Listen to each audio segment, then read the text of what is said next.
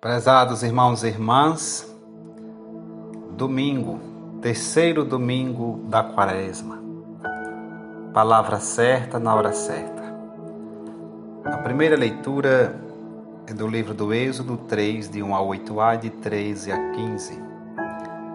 O salmo é o 102. O Senhor é bondoso e compassivo. A segunda leitura da primeira carta de São Paulo aos Coríntios, capítulo 10, de 1 a 6 e de 10 a 12. O Santo Evangelho é segundo São Lucas 13, de 1 a 9.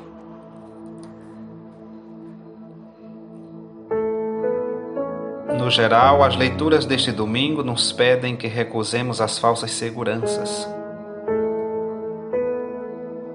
Afirmam que nos tempos antigos, o povo santo de Deus se equivocou e se extraviou, apesar de tantos dons recebidos de Deus. Alertam-nos sobre uma falsa segurança, inclusive na igreja. Podemos obedecer à ordem estabelecida enquanto desobedecemos aos sinais dos tempos. A esperança não engana. A conversão tem muito que ver com a mudança de mentalidade, de visão das coisas, e com isso, e como consequência disso, mudança de conduta, de ardor interior, de métodos e caminhos.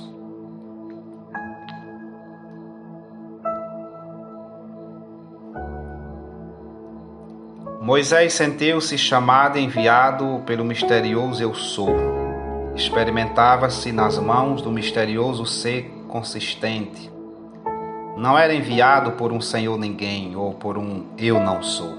Sua experiência de Deus dava uma consistência impressionante à missão que lhe foi encarregada. Vós é o destinatário da missão, não é enviado a eles ou elas. Moisés é enviado a um vós outros, vós outras, a um coletivo com o qual estava perfeitamente engrenado, ao qual ele mesmo pertencia, a um tu coletivo.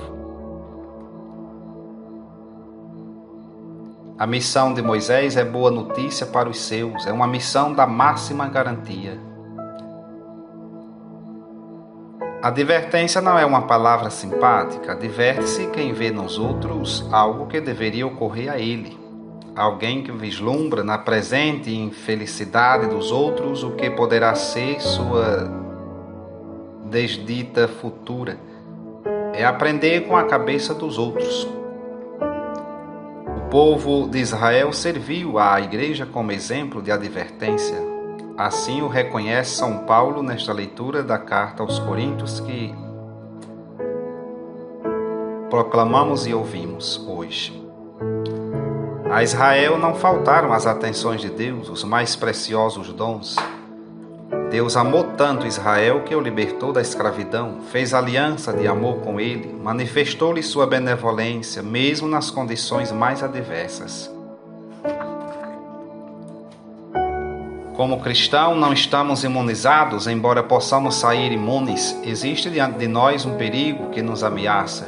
Temos armas para afastá-lo e superá-lo, mas devemos ser hábeis e práticos em manejá-las. Se não vos converterdes, todos perecereis, nos diz Jesus neste Evangelho. O Evangelho nos alerta contra as falsas seguranças. Nem mesmo a mulher que vai dar à luz o Messias está segura. O dragão espera diante dela para devorar a criatura assim que nasça. É o que conferimos em Apocalipse 12, de 1 a 3. Isso acontece ainda hoje. Jesus nos convida a estar vigilantes, atentos, a converter-nos. O que é converter-se? Para quê? Há sinais de Deus no caminho. São os sinais dos tempos que devemos interpretar e seguir. Quando não somos capazes de entendê-los e a preguiça nos impede de segui-los, nos extraviamos, nos perdemos, perecemos. O tema deste domingo é justamente a vigilância. Precisamos mudar uma vez mais e a ficar vigilantes para saber em que direção caminhar. Nas suas meditações para a Quaresma, neste terceiro domingo, Santo Afonso Maria Ligório reflete e medita São Lucas 11,14. Jesus estava expelindo um demônio e ele era mudo. O demônio mudo de que fala o Evangelho é o falso pejo com que o espírito infernal procura fazer-nos calar na confissão os pecados cometidos, depois de primeiro nos ter cegado para não vermos o mal que cometemos e a ruína que nos preparamos ofendendo a Deus. Com efeito, exclama São João Crisóstomo, o demônio faz em todas as coisas o contrário do que Deus faz. O Senhor pôs vergonha no pecado, para que não o cometamos. Mas depois de o havermos cometido, anima-nos a confessá-los, prometendo perdão a quem se acusa. O demônio, ao contrário, inspira confiança ao pecador com a esperança do perdão. Mas cometido o pecado, cobre-o de vergonha para que se não confesse. Por este ardil diabólico, quantas almas já foram precipitadas e ainda se precipitam cada dia no inferno. Sim, porque os miseráveis convertem em veneno o remédio que Jesus Cristo nos preparou com seu preciosíssimo sangue e ficam presas com uma dupla cadeia, cometendo depois do primeiro pecado outro mais grave. Irmão meu, se por desgraça a tua alma está manchada pelo pecado, escuta o que te diz o Espírito Santo. Sabe, diz ele, que há duas qualidades de vergonha. Deves fugir daquele que te faz inimigo de Deus, conduzindo-te ao pecado, mas não da que se sente ao confessá-lo e te faz receber a graça de Deus nesta vida e a glória do paraíso na outra.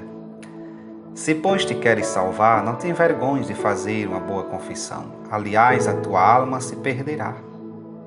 As feridas gangrenosas levam à morte, e tais são os pecados calados na confissão. São chagas da alma que se gangrenaram. Meu filho, vergonhoso é o entrar nesta casa, mas não o sair dela. Assim falou Sócrates a um seu discípulo que não quis ser visto ao sair de uma casa suspeita.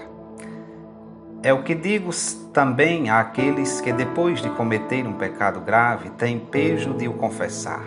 Meu irmão, coisa vergonhosa é ofender a um Deus tão grande e tão bom, mas não é confessarmos o pecado cometido e livrar-nos dele. Foi porventura coisa vergonhosa para Santa Maria Madalena confessar em público aos pés de Jesus Cristo que era uma mulher pecadora? Foi motivo de pejo confessar-se uma santa? Maria Egipcíaca, uma Santa Margarida de Cortona, um Santo Agostinho e tantos outros penitentes que há algum tempo tinham sido grandes pecadores, por meio de sua confissão fizeram-se santos. Ânimo, pois, meu irmão, ânimo. Tem ânimo e dize tudo a um confessor. Dá glória a Deus e confunde o demônio que, como diz o Evangelho, quando saiu do homem, anda por lugares secos, buscando repouso e não o acha. Porém, depois de teres confessado bem, prepara-te para novos e mais violentos assaltos da parte do inimigo infernal. Ai de quem o deixa entrar novamente, depois de o haver expulso. O último estado do homem virá a ser pior do que o primeiro. Ó meu amabilíssimo Jesus, iluminai o meu espírito, a fim de que nunca mais me deixe obcecar pelo espírito maligno a cometer de novo o pecado. Pesa-me de vos haver ofendido e proponho com a vossa graça antes morrer que tornar a ofender-vos. Mas se por desgraça recair, dai-me força para sempre vencer o demônio mudo e confessar-me sinceramente ao vosso ministro. Peço-vos, Deus Todo-Poderoso, que atendais propício às minhas humildes súplicas e que em minha defesa estendais o braço de vossa majestade. Doce coração de Maria, sede minha salvação. Louvado seja nosso Senhor Jesus Cristo, para sempre seja louvado.